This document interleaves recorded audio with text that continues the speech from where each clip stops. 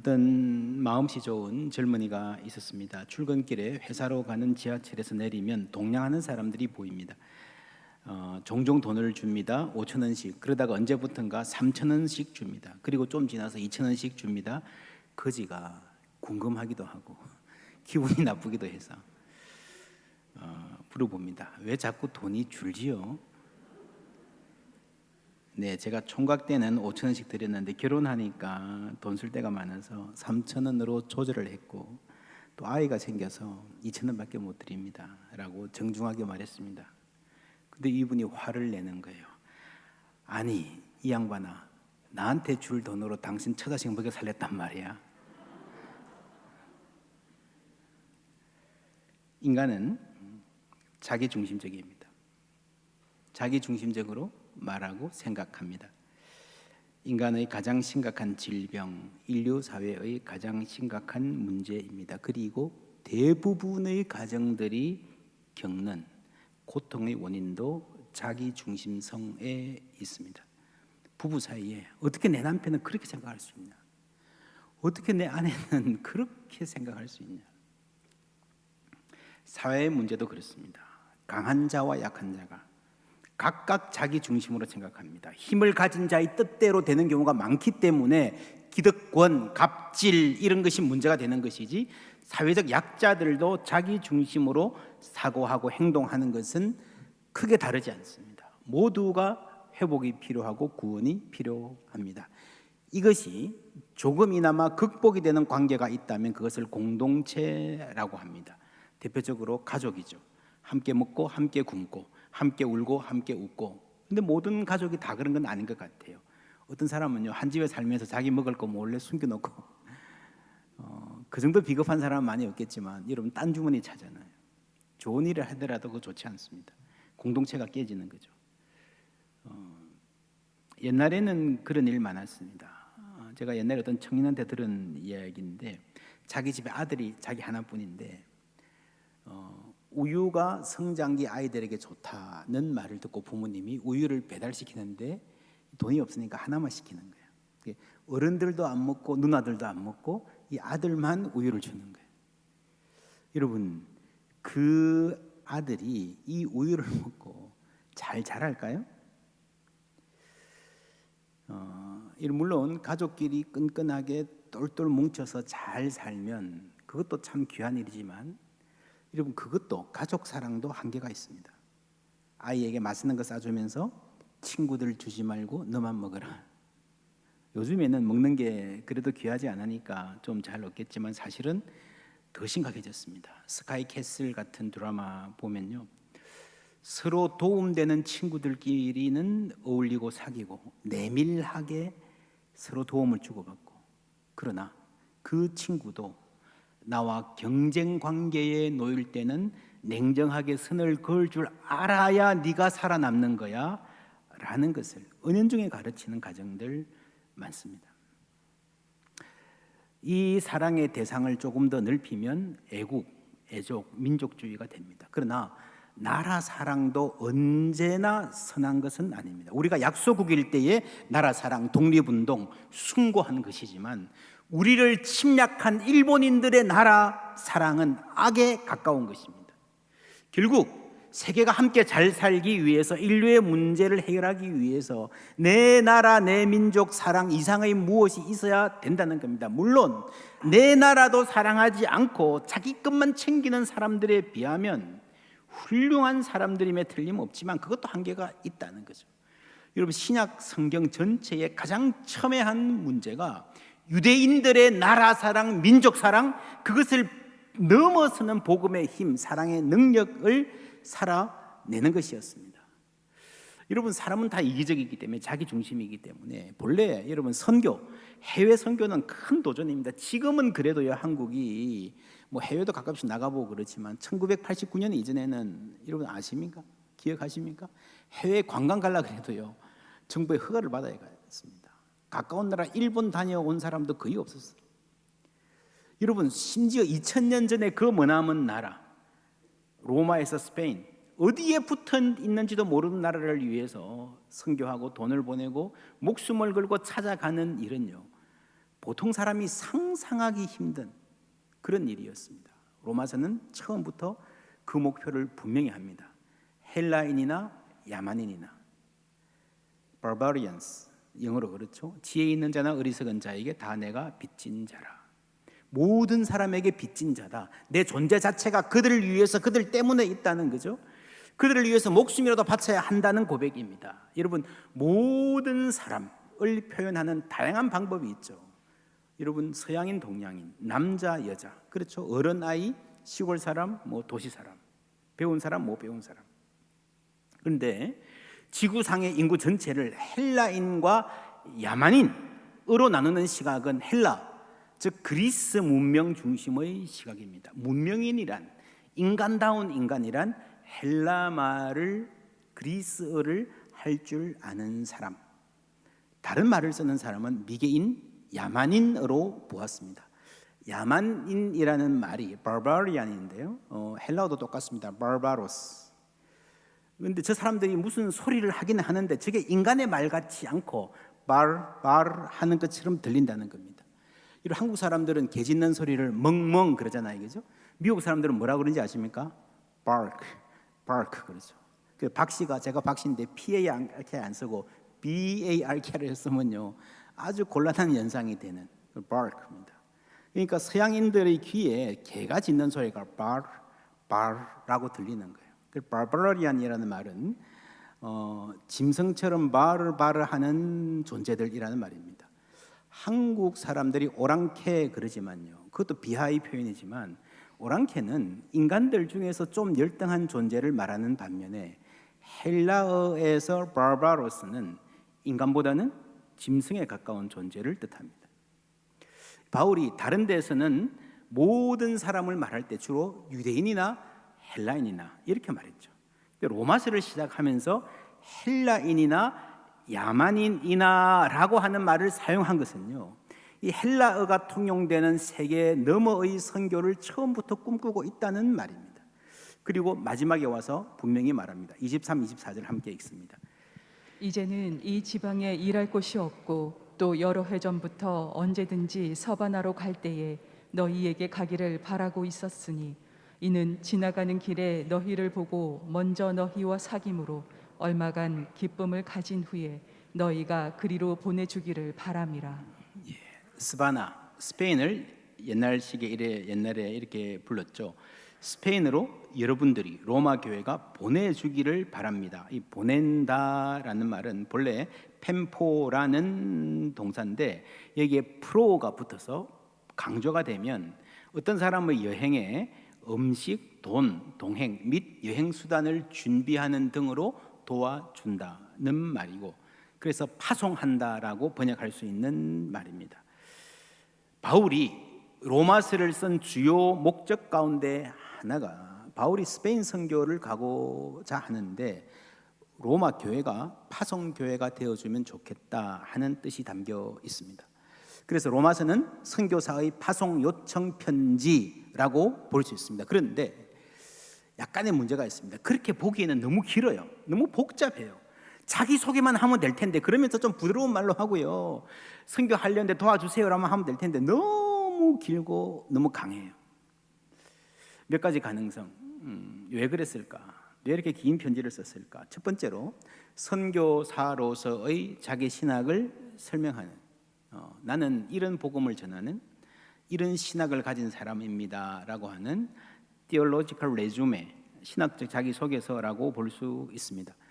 두 번째, 파송하는 교회가 복음을 제대로 배우고 알아야 했기 때문에 썼을 수 있습니다. 그렇다면 바울이 이렇게 강한 어조로 행실을 고치라고 한 이유는 무엇일까?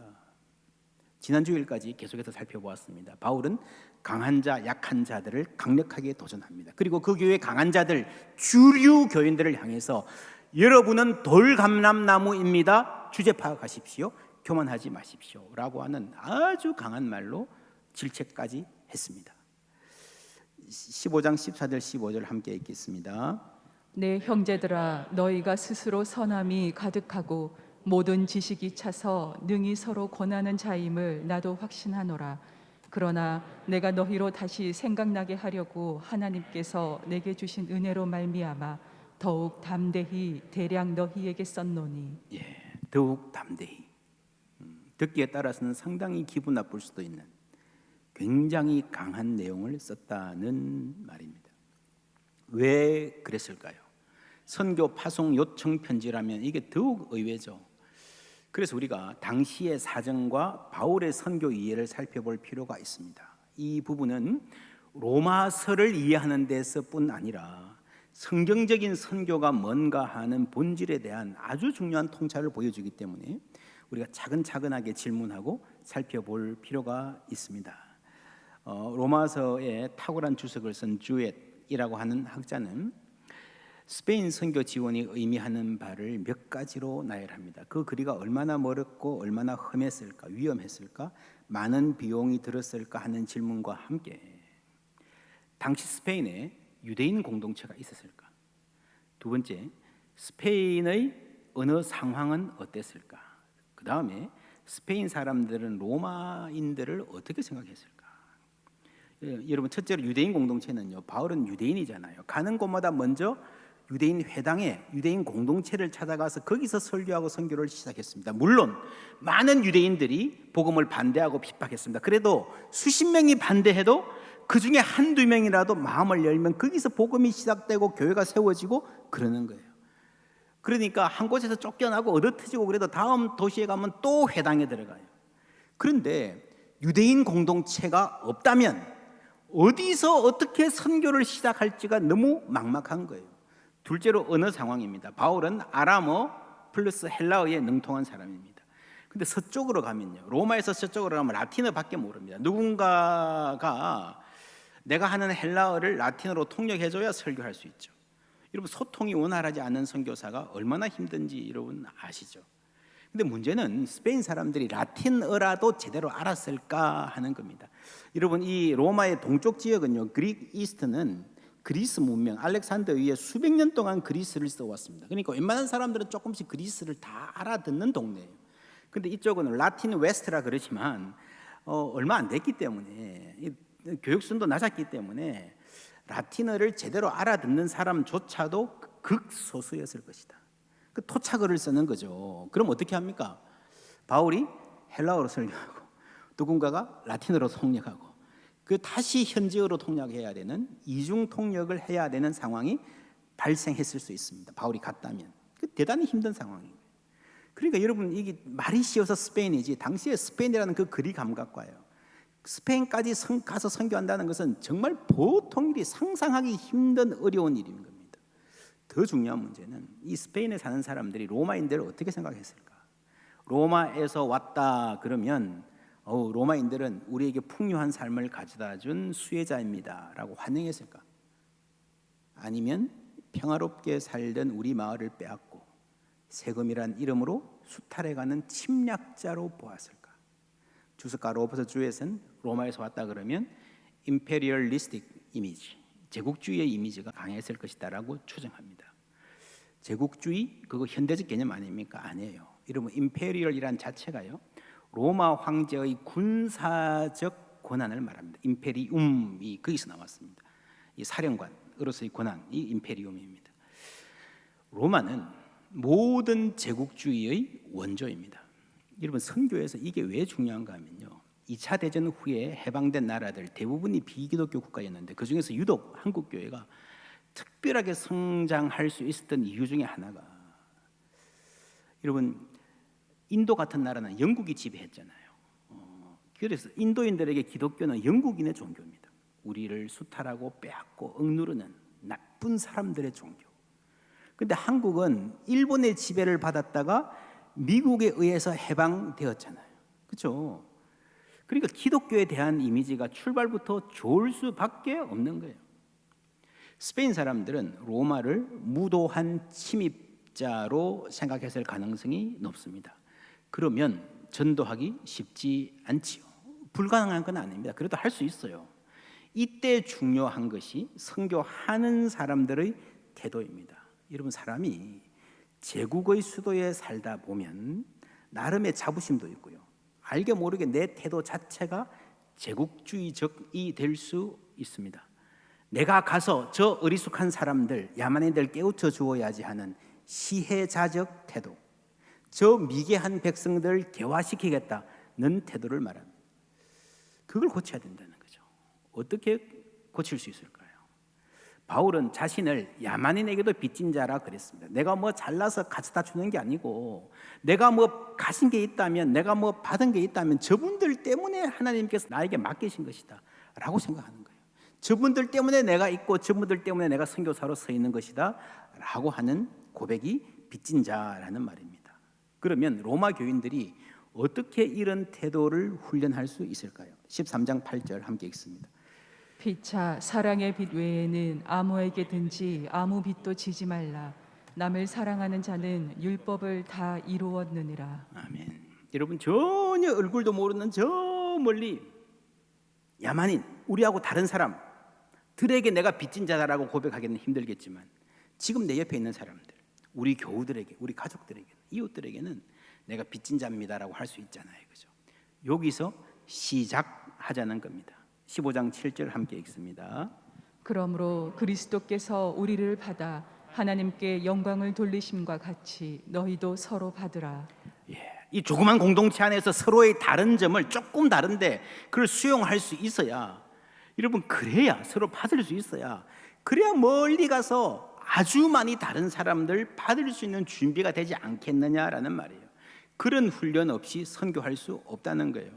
여러분, 선교는 돈이 있어야 되지만 돈으로만 하는 게 아닙니다. 한국은 미국으로부터 복음을 전해받았습니다. 그래서 교회사를 연구해 보면 유럽의 교회와는 아주 다른, 미국 교회를 닮은 점이, 꼭 빼닮은 점이 참 많습니다. 선교는 본국 교회의 신앙적 문화적 DNA를 피선교지에 이식합니다. 한국 교회는 어떤 DNA를 세계에 전하고 있을까요? 세계에서 여러분 새벽기도에 하는 교회가 좀처럼 없잖아요. 근데 한국 선교사님들이 세운 교회 중에서 새벽기도 열심히 하는 교회들 꽤 있습니다. 열정적이죠. 한국 교회 열정. 제가 미국에서 목회할 때는 러시아 선교사님 지원했는데, 그분은 한국 찬송가를 한국인이 지은 찬송가 포함해서 그대로 러시아어로 번역해서 소개했습니다. 박윤선 박사의 주석을 러시아어로 번역해서 소개하는 작업도 했습니다.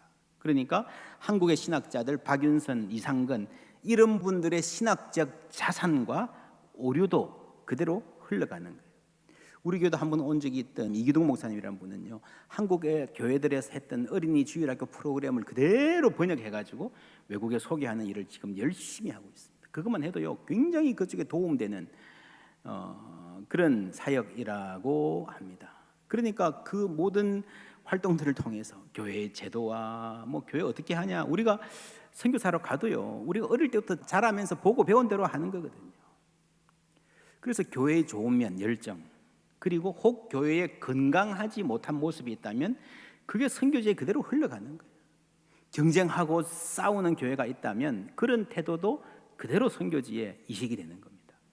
바울이 스페인 선교를 기획하면서 그냥 돈만 주세요 한 것이 아니라 이렇게 긴 편지를 쓰고 복음의 삶에 대해서 공동체 내에서 그 복음을 실천하는 일에 아주 세심하게 부담 가질 줄 알면서도 강력하게 쓴 것은 이런 이유에서입니다.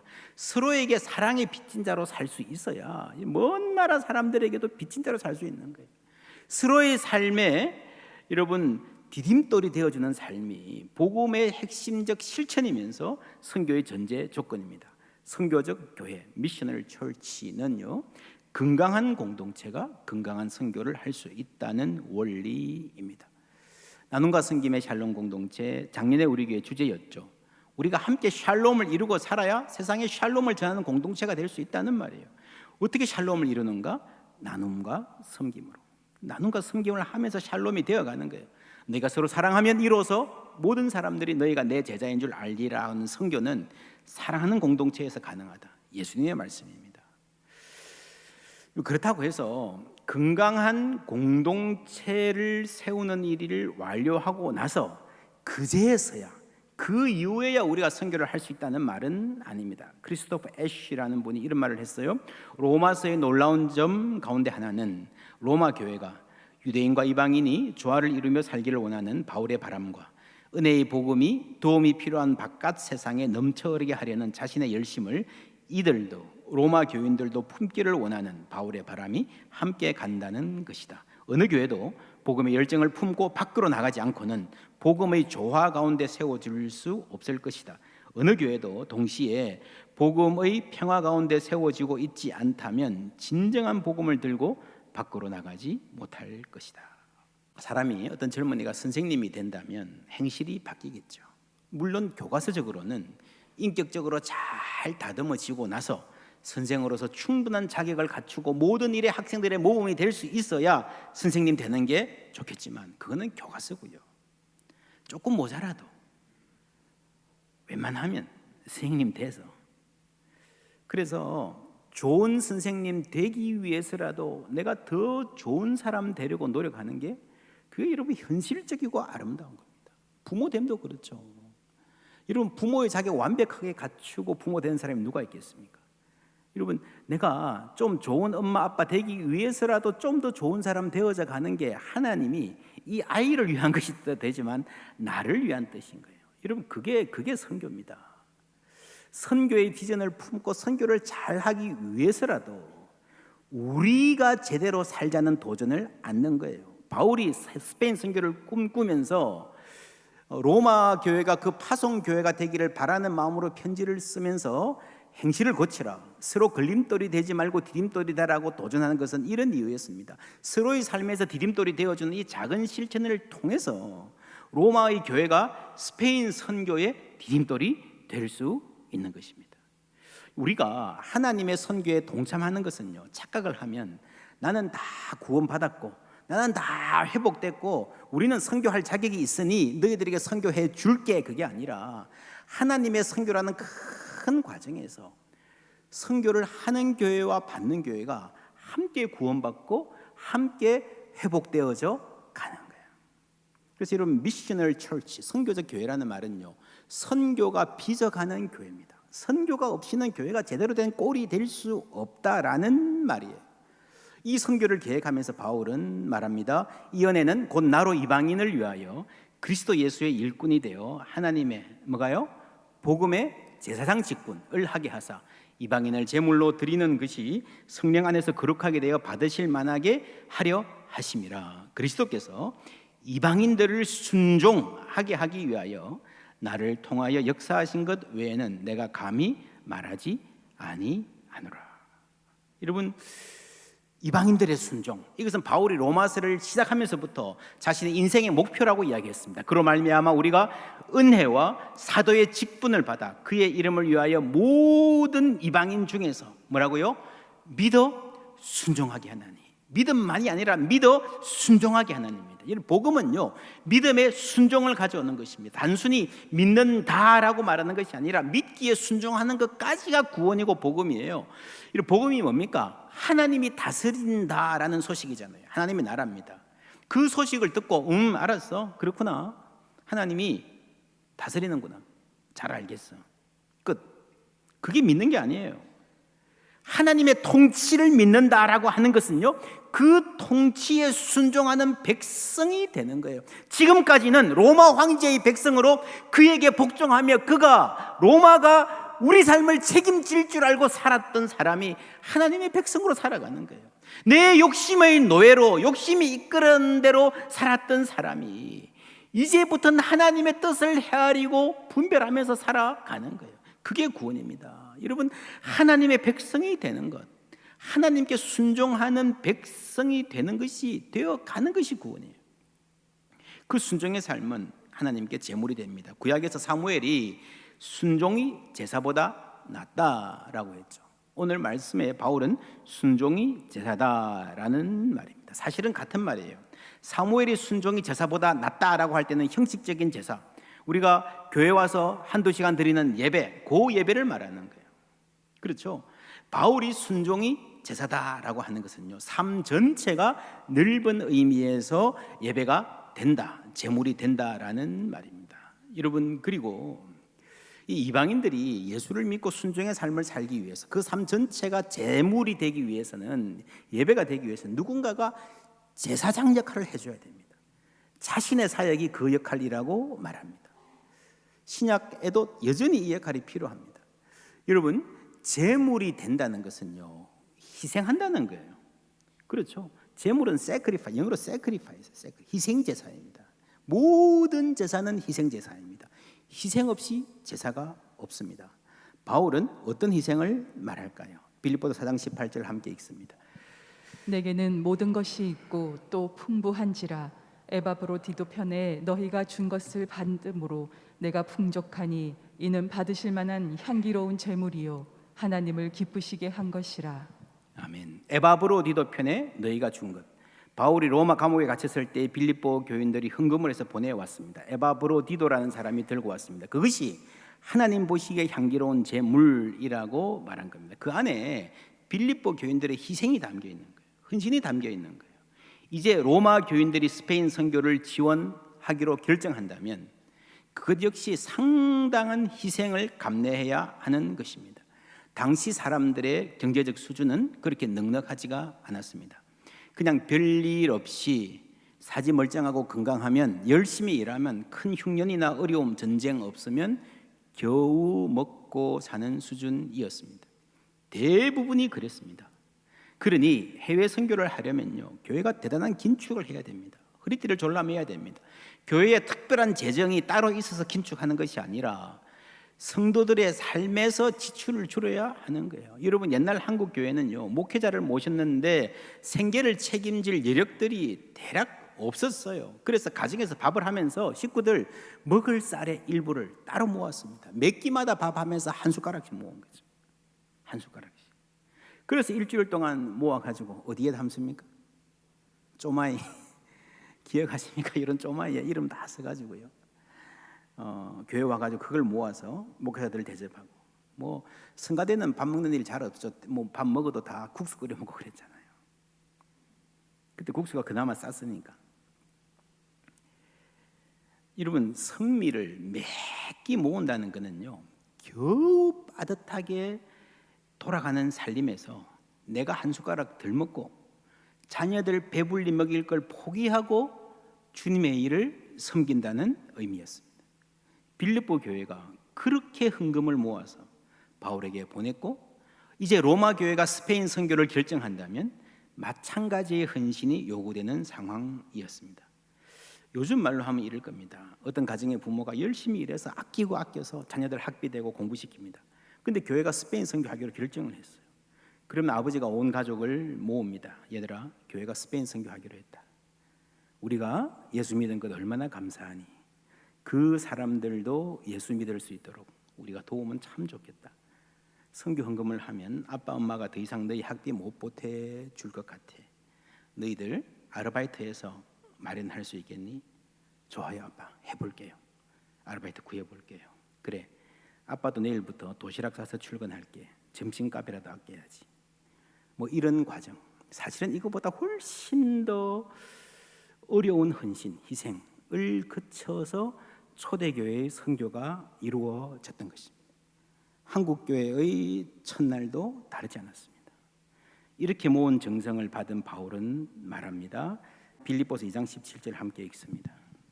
만일 너희 믿음의 재물과 섬김 위에 내가 나를 전제로 드릴지라도 나는 기뻐하고 너희 무리와 함께 기뻐하리니. 아멘. 너희 믿음의 재물과 섬김 위에 보내온 헌금을 말하는 거죠. 그 위에 뭘 드린다고요? 전제, drink offering. 나 자신의 피를 뿌려서 함께 순교를 함으로 선교 사역을 이어나가겠다라고 하는 겁니다. 이런 많은 종교들의 제사장은요, 백성들만 드리지 자기는 드리지 않아요. 그렇죠? 근데 여러분, 예수님은 어떻게 하셨습니까?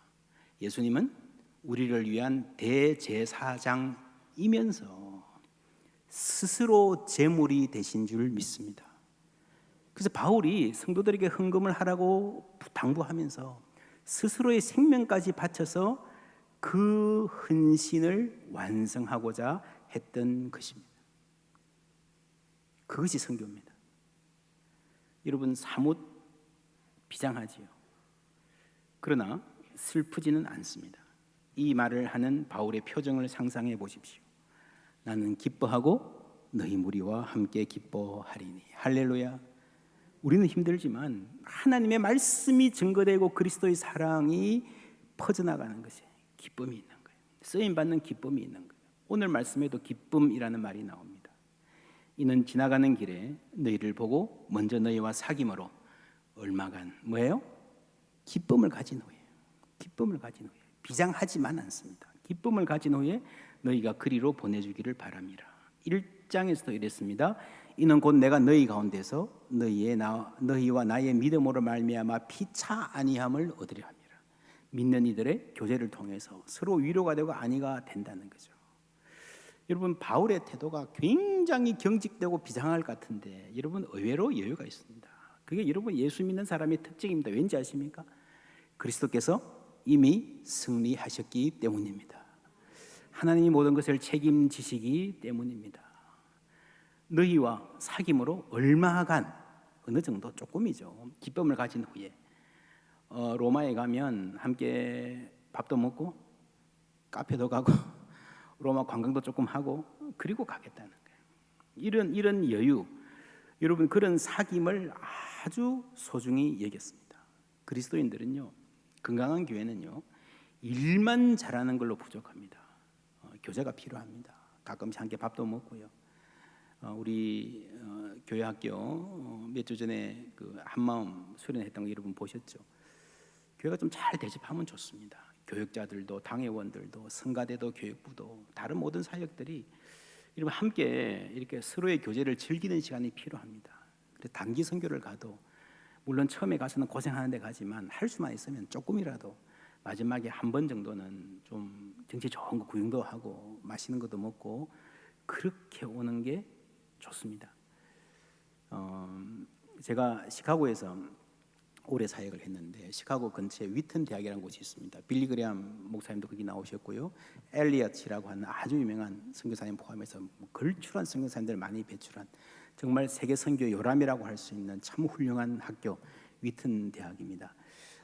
여기에서 4년에 한 번씩 세계 한인 선교사 대회를 했습니다. 이 선교사님들 와서 집회도 하고 교육도 받고 비전도 새로 받고 또 서로 함께 만나는 게 얼마나 큰 위로가 되는지요. 저희 교회는 그 목사님들 또 선교사님들 오는 학자들 모시고 같이 대접도 하고 뭐 시카고 관광도 좀 안내해드리고 하는 사역들을 꽤 했었습니다. 한 해는 이제 이 시카고 가면 최고 좋은 관광 하이라이트가 뭔가 하면 보트 투어입니다. 시카고 미시간 호수가 있고 시카고 강, 시카고 리브가 있기 때문에 호수에서 출발해서 강 왔다 갔다 하는 그게 정말 아름다운 너무너무 멋진 관광 코스인데요. 이 선교사님을 모시고 저희 교회 밴으로 모시고 가던 중이었습니다. 제가 안내하고 그랬는데요. 그 오신 그 교수님, 고창 교수님이 저한테 박 목사는 그 보트 타봤나 이렇게 물어보시는 거예요. 제가 내가 타봤나? 그때가 제가 안 타봤어요. 그래서 이 교수님이 너 이렇게 시카고 10년 이상 살면서 그 보트도 한번 못 타봤냐? 굉장히 불쌍하게 보시는 거예요. 그게 뭐 사실 돈이 없어 못한 건 아니고 제가 우리 부목사님한테 물어보니까 타봤냐 하니까 다 타봤더라고요. 시카고 온 지 1년 2년밖에 안 된 사람들 이미 다 탔어요. 저만 못 탔어요. 제하고 아내만. 그래서 그 교수님이 저를 굉장히 불쌍히 보자. 같이 타자 이렇게 같이 타던 적이 있는데 아마 제가 뭐 공부도 하고 목회하며 바빠서 정신이 없었던 것 같습니다. 근데 그날 밤에 지금쯤 되는 7월 초쯤 됐나요?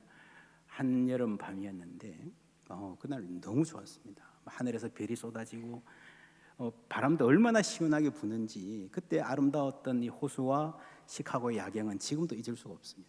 많은 선교사님들이 정말 좋아하시는데 그 중에 한 분 특별히 좋아하는 분이 계셨어요. 그냥 처음에는 조금 우울한 분인 줄 알았는데 막 배 앞에 서서 막 노래도 하고 얼마나 그냥 심취해 계신지요. 근데 옆에 선교사님들이 그러시더라고요. 사실 저 선교사님이 선교 열심히 하시다가 작년에 사모님을 잃었습니다. 사모님 잃은 이후에 얼마나 힘들게 보는 사람들이 안타까웠는데 그날 시카고 와서 맛있는 거 먹고 이제 배 타러 가가지고요. 얼마나 위로를 받으시는지 그분이 좋아하시는 모습을 보고 그때 갔던 모든 선교사님들이 정말 더 큰 은혜를 받는 이런 게 필요하구나. 여러분 앞으로 우리 교회가 그런 사역을 좀 했으면 좋겠고요. 계속 미국에 사다가 이번에 이 선교사 대회를 한국에 와서 합니다. 한동대학에서 합니다.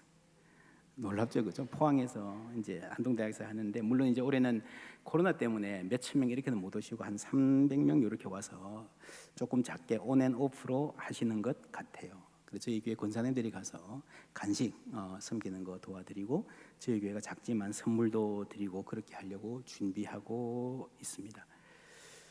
오늘 맥주 감사 주일입니다. 지난 상반기 동안에 우리에게 베푸르신 은혜를 감사하는 날인데 개인적으로 또 가정에 감사할 일들 많겠지만 우리 교회로서도 참 감사한 일이 많습니다.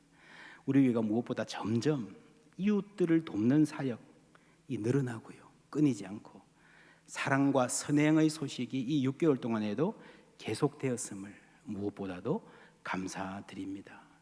그리고 그런 소식들이 전해질 때마다 공동체가 함께 기쁨을 누리잖아요. 하나님 주신 기쁨인 줄 믿습니다. 지난 주간에 우리 교회가 스터디 바이블 정정했다는 소식을 언론 보도를 통해서 많이 보도되어서 접한 분들 계실 겁니다. 목회자들을 위해서 참 좋은 성경책이 출간되었는데 제가 딱 보니까 너무 좋은데요. 이게 한 권에 10만 원이에요. 그리고 이게 쉽지 않잖아요. 작은 교회 목사님들이 이거 목사님들 한 권씩 가져가시면 딱 좋겠는데 그래서 우리 교회가 110권을 구입을 해서 포항 지역 자립 대상 교회 목회자들에게 선물했습니다. 우리 교회 부목사님들께도 드리고요. 전국을 대상으로 추천받아서 몇 권은 이제 선물하는 이벤트도 지금 진행하고 있습니다. 코로나19로 여러 가지 많이 어렵고요. 뭐 얼마나 도움이 필요한 부분, 뭐 교회 시설부터 시작해서 얼마나 많은지 몰라요. 뭐 요청도 많습니다.